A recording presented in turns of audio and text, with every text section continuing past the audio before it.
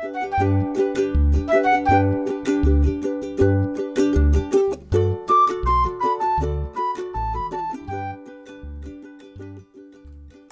man was traveling east from California on I-80. He had just driven through the Bonneville Salt Flats, and feeling hungry, he took an exit into a place that looked like it would offer a variety of fast food chain eateries. As he exited the freeway, he noticed the strange name of the town he had just pulled into, Tooele. He found a fast food restaurant and placed his order. As he was eating, an employee asked him how his meal was.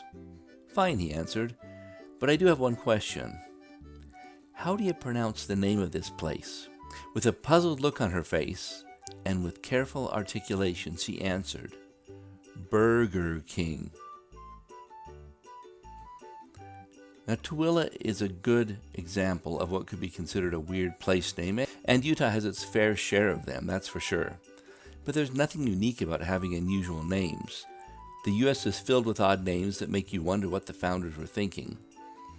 Toadsuck, Arkansas, and French Lick, Indiana are some of my favorites.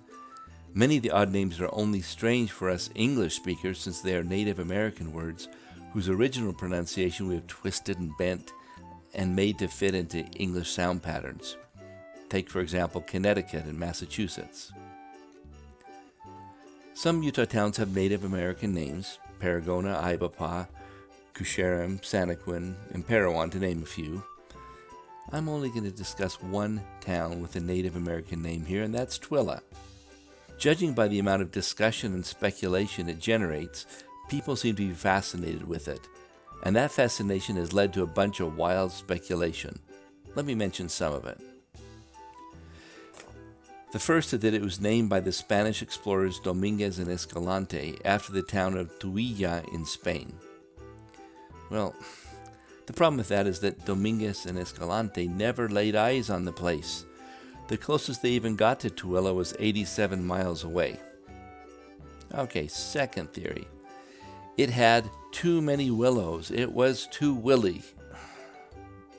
The problem is there aren't a lot of willows. It's just too dry of a place. Third theory. It was named by Orson Pratt after the Croatian city of Mantua. And the problem with that is that Mr. Pratt visited Mantua 20 years after Tooele was named. You know, the real story is just a lot more mundane.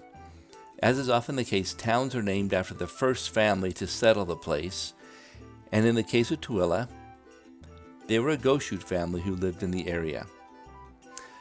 My best pronunciation of their name is Tooele, which we write in the Latin alphabet as what looks like Tuwada.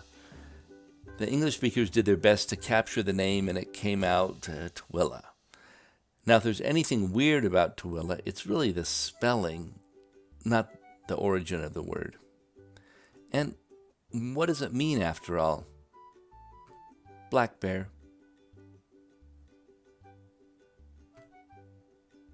People snicker about the way people from Hooper pronounce their name as Hooper, not Hooper. The reason for this wasn't that they somehow became sloppy about saying Hooper, so they relaxed it into Hooper. That's not true at all. The town was named after Congressman William Hooper, yes, Hooper, and he pronounced his own name that way. And it's not just Utahns that say it that way either. Residents of Hooper, Nebraska will tell you it's Hooper, like hooker with a P. I can already envision language purists insisting that the pronunciation oo must be the correct one since double O says oo. Well, I'll point them to words like look and book if they want examples of the double O pronounced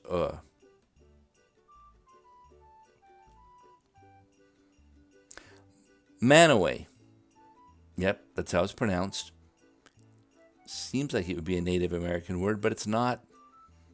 And guess what? Utahns didn't even invent that pronunciation either. It was named after Mantua, Ohio, and that's how it's pronounced in Ohio.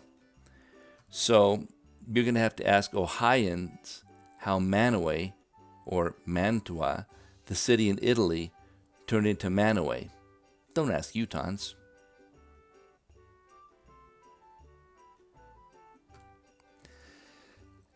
Natives of Hurricane, Utah pronounce it hurricane, which is a source of great amusement to many who believe that when the word got to Utah, it became horribly transfigured in the slovenly mouth of Utahns who rendered it hurricane.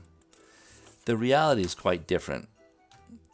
Now, the British invasion wasn't a 1960s phenomenon in Utah. It was actually more of an 1860s thing. In its early days, Utah was flooded with English immigrants, and wouldn't you know it, hurricane is merely a British pronunciation, not a Utah invention.